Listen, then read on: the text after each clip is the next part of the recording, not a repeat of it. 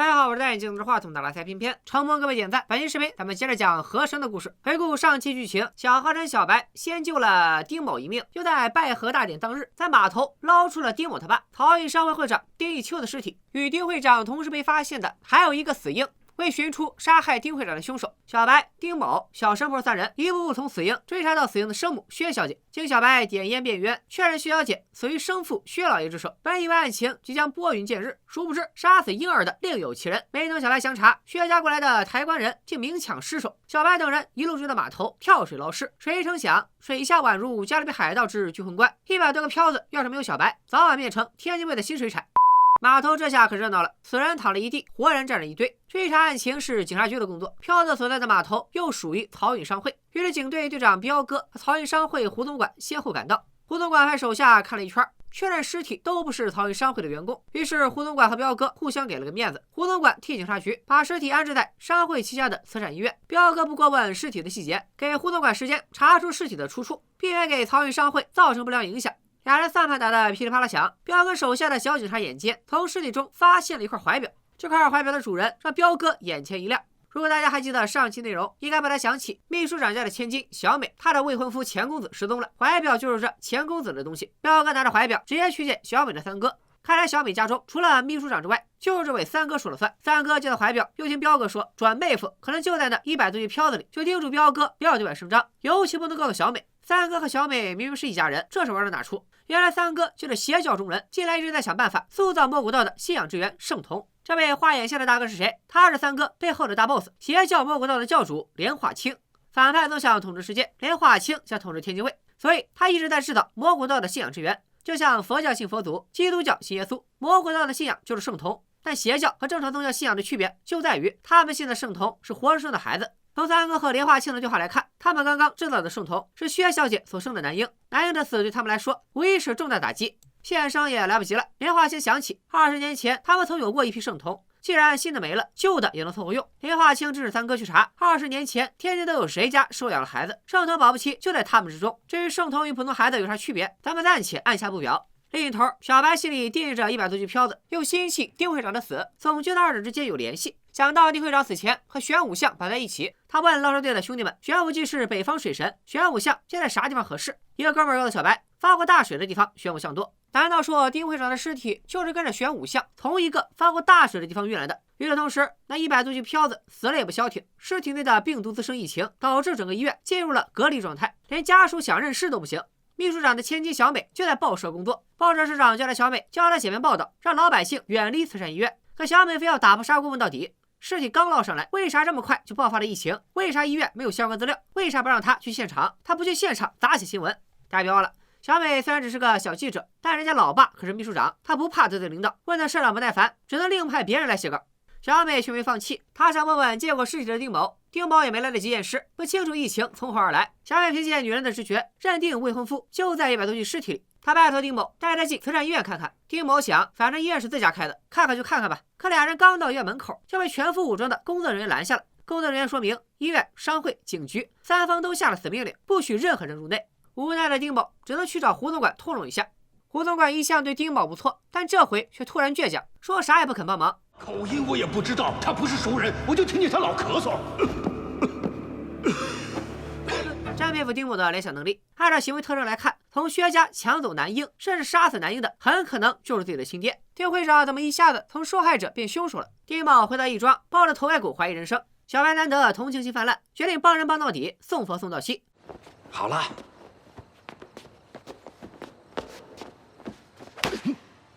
你刚才手摸哪儿呢？有人乔装成死尸，就有人乔装成工作人员。小美竟然也混进来了。小白把俩姑娘轰出去放风，他和丁某留下，看看飘子身上的疫情从何而来。他们挨个看过去，几乎每具尸体的血管都紫里透着黑。小白凭借以往的经验判断，这些人不是淹死的，而是死后才被扔进水里的。他们在飘子里没找到死婴，却找到了小美的未婚夫钱公子。可钱公子的血管并无异常，他是唯一一具体内没有病毒的尸体。丁某验尸后确认死因不是溺亡，也不是病毒，所有人的结膜、口腔黏膜还有指甲里都有红色出血点，再加上空气中弥漫着淡淡的杏仁味，丁某判定100来人都是死于氰化物中毒，苦杏仁、枇杷中都含有氰化物，服食过量就会死亡。这时值夜班的工作人员来了，还好小神婆身手利落，敲晕了2个工作人员。突发情况过后，小美看到了未婚夫的尸体，她非常冷静，表示一定要查清真相。小白当机立断，又要点烟辩冤。烟来了，什么烟？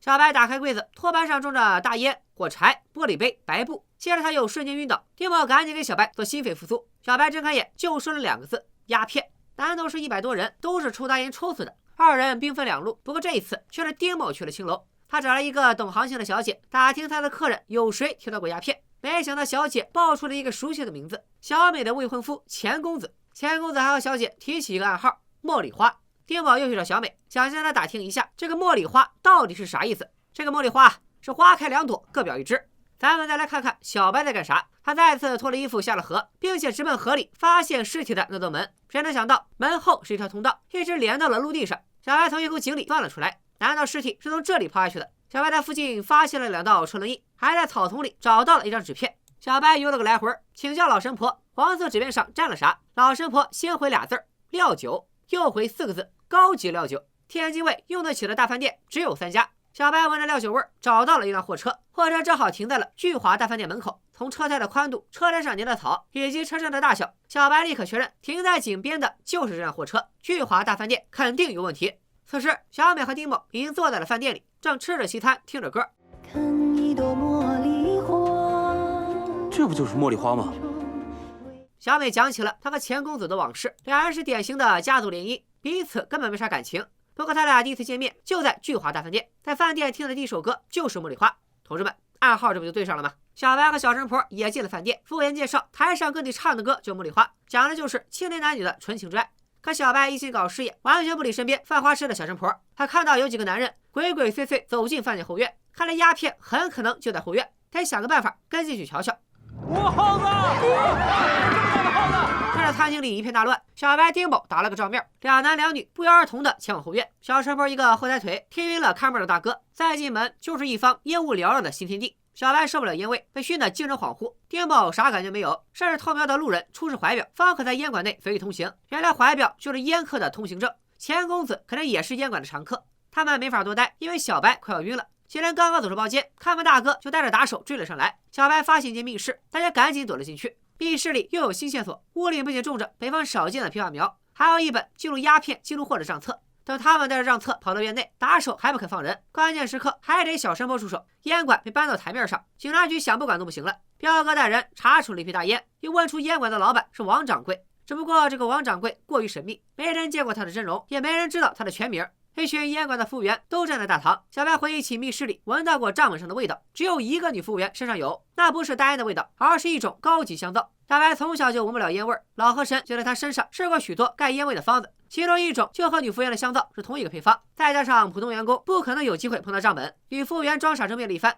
最后只能承认他就是王掌柜。王掌柜被带回了警局，丁某去将烟馆的账本拿回家中，原因清晰明了，账本上所有鸦片流动的记录都签着丁义秋的大名。胡总管没有针对账本说什么，只让丁某相信他，丁会长为人正直，绝不会买卖大烟。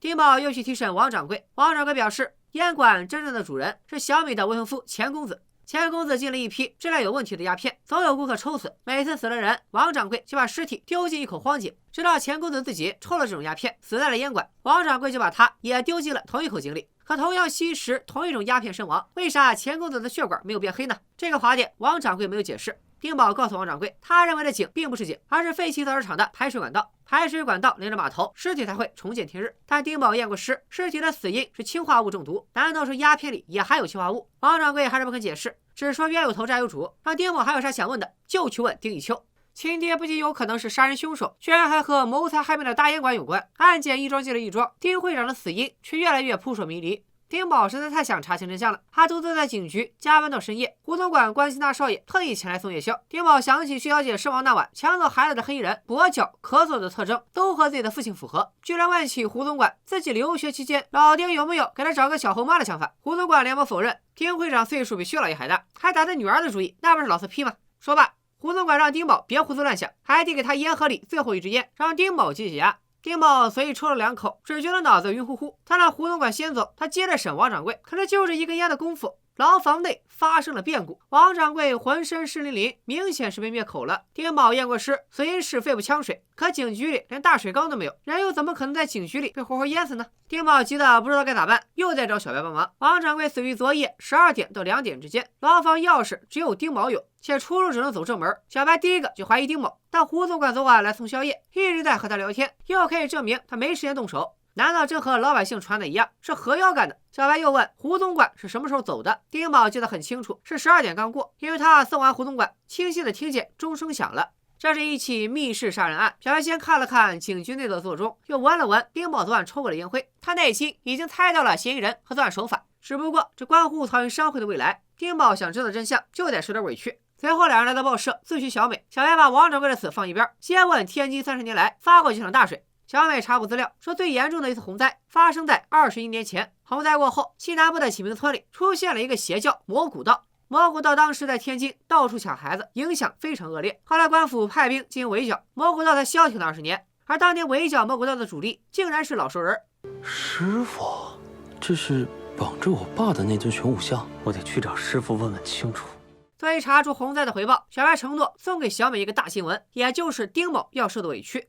第二天，小美就把丁某当作杀死王掌柜的凶手登上了报纸的头版头条。胡总管看到新闻，立刻去找彪哥替丁某求情，彪哥不肯放人。胡总管老脸一沉，亮出了底牌：王掌柜是我杀的。具体过程很简单，胡总管来送宵夜，汤里有独家蒙汗药，人先喝汤再抽烟，二者结合才能晕。丁某着了道，当场就晕了。胡总管便用猪小肚接水，活活把王掌柜呛死，再把水淋在王掌柜身上。搞定之后，胡总管重新调节了座钟的时间，钟声可以强化人的记忆，所以丁某醒来后听到12点的钟声敲响，自然以为自己只是精神恍惚了一下，根本没晕过去。少爷，都过12点了，赶紧回去睡吧。胡总管说的有理有据，人确实是他杀的。小白这一招引蛇出洞，完美成功。至于小白是怎么看一看、闻一闻，就能发现胡总管是真凶，很简单，小白在王掌柜的尸体上闻到了白醋味。胡总管用猪小肚装水，猪小肚也就是猪的膀胱，要是不经过处理，那味道简直就是老爸秘制小汉堡。所以一般人要用猪小肚，都会反复浸泡在白醋里去味。捞尸队之前练憋气，常用猪小肚，所以小白对这个味道特别熟悉。还有座钟上布满灰尘，只有一个手指头大小的位置是干净的，再加上猪小肚有油又接水，所以凶手肯定会在座钟的玻璃上留下痕迹。至于丁某喝的蒙汗药，药本身在汤里，药引子却在烟里。这种特殊的药在军队里被当成麻药使用，只有在军队里待过的人才知道。据小美调查的结果可知，21年前围剿邪教期间，胡总管就当过兵。如今小白略施小计，以丁某的安危做赌注，胡总管忠于丁会长，自然会来自首。要一个真相水落石出，丁某却高兴不起来。胡总管对丁某来说就像亲人一样，他无法接受亲人变成杀人犯。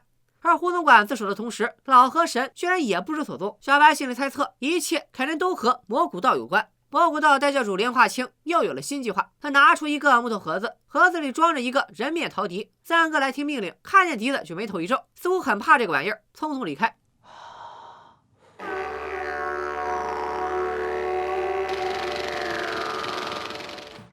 丁某回到家中，向胡总管的老婆胡婶说明情况。原来胡总管有个儿子，不过他儿子几年前他与漕运商会与仇家的械斗，被人活活砍死。胡婶至今一直埋怨胡总管，没想到这次胡总管又为了商会把自己也搭进去了。丁某心里愧疚，刚想安慰胡婶两句，漕运商会的伙计老冯竟然死在了别人家的地盘。和谁有关少不了小河神，和漕运商会有关少不了丁某，外带一个小神婆。现场有老冯2头的尸体和老冯10几岁的儿子，这案子又有的查了。老冯究竟是被何人所杀？21年前的丁会长、胡总管和老河神和魔古道之间又有什么恩怨？胡总管为啥要杀王掌柜？丁会长和大烟馆又有什么关系？他到底是被谁所杀？本期这边点赞，先别点啊，进度条还剩不少，我就直接给你们说完得了。既然伙计死在竞争对手的码头，丁某先怀疑对家崔老大，彪哥照例俩走个过场，摆明了不想管。崔老大看尸体脖子上有咬伤，就怀疑老冯是被疯狗咬死的。漕运商会又反过来把尸体扔到他的码头，栽赃陷害。公说公有理，婆说婆有理，还得小白出来评评理。既然暂时揪不出真凶，小白也看不得孩子遭罪，于是打算先把老冯的尸体拉回义庄，之后再慢慢查。崔老大勉强同意了小白的说法，可现在无法证明老冯的死跟他有关。漕运商会还搞了一堆人闹事，他要是随随便便放人离开，那他老大的面子往哪搁？崔老大约丁某1星期后在漕运商会的码头来一场文斗，到时候不管谁是凶手，都算在输的一方头上。丁某硬着头皮答应下来，转头就去找胡总管。胡总管的牢房是豪华套间，一点罪都没受。他等着丁某来找他，并表示只要丁某冲出商会，他就知无不言，言无不尽。这要求就算胡总管不提，丁某也会尽力做到。他一点头，胡总管就说起了21年前的往事。那一年洪水泛滥，冲垮了启明村，幸存的村民都得了一种怪病，只能靠抽大烟缓解痛苦。蘑菇道也由此诞生。邪教徒们相信圣童是河妖的化身，能保佑教徒免遭苦难，所以教徒们抓遍天津卫的小孩，让孩子们喝下病人的血，哪个孩子能活下来，哪个孩子就是圣童。成百上千的孩子受害，这可是当年轰动天津卫的大案。除了当时的总兵丁义秋和他的副手胡总管之外，老百姓相信只有河神才能收拾河妖，所以小白的师傅老河神也加入了围剿蘑菇道的队伍。只可惜在围剿途中，有人走漏了风声，蘑菇道用了某种邪术，搞得围剿的士兵们自相残杀。最后虽然勉强算是围剿成功，可是被抓去的孩子几乎都没能幸免。官府觉得事情办得不漂亮，于是低调压下了这次行动。丁会长和胡总管离开军队，开始从商。老河神呢回到捞尸队接着捞尸。他们本以为从此高枕无忧，但这2年蘑菇道死灰复燃，不知不觉已经渗透到了漕运商会内部。这次蘑菇道的邪术更厉害，为了保证教徒们绝对忠诚，入教者都会被植入一种病毒。随着病毒在人体内越演越烈，教徒们病入膏肓之后，要么痛苦的死去，要么就只能靠抽大烟缓解痛苦，逐渐沦为只会吸毒的行尸走肉。所以，为了获得更多的鸦片，缓解病痛带来的折磨，教徒们就想通过漕运商会的物流掌握鸦片的货源。丁会长正好顺水推舟，开始烟馆，吸引邪教徒，并在鸦片中加入枇杷，致使这些教徒们氰化物中毒，都死在大烟上。这种方法虽然极端，但是非常见效。除了丁会长和胡总管之外，王掌柜也加入其中。钱公子不过是个憨憨，仗着是秘书长的准女婿，非要插手烟馆的生意。王掌柜只好顺手宰了他，这也是钱公子没有中毒的原因。他不是邪教徒，身上当然没有病毒。只不过胡总管没有料到，丁某竟然一步步查到了烟馆，抓住了王掌柜。所以，我唯一确保不让事情败露的方法，只有杀人灭口。薛小姐生下的婴儿其实是蘑菇道教主的骨肉，他们另辟蹊径，不抢别人家的孩子，打算自己造一个，从小当圣童培养。丁会长只能去抢圣童，不幸跑路时被邪教徒追杀，失手让孩子掉入河中。丁宝听到这里，直接问丁义秋是不是被邪教徒所杀。丁会长，是我杀的。丁会长在抢夺圣童的过程中小腿受伤，病毒通过伤口传染，他中毒久了，所以才会跛脚咳嗽。丁会长不想变成怪物，也不想被邪教徒杀死，所以让胡总管帮忙。胡总管先开船到启明村附近，再将丁会长和玄武像绑在一起，船开到无人的海域，就连人带玄武像丢进水里，之后将船开到拜河大典附近。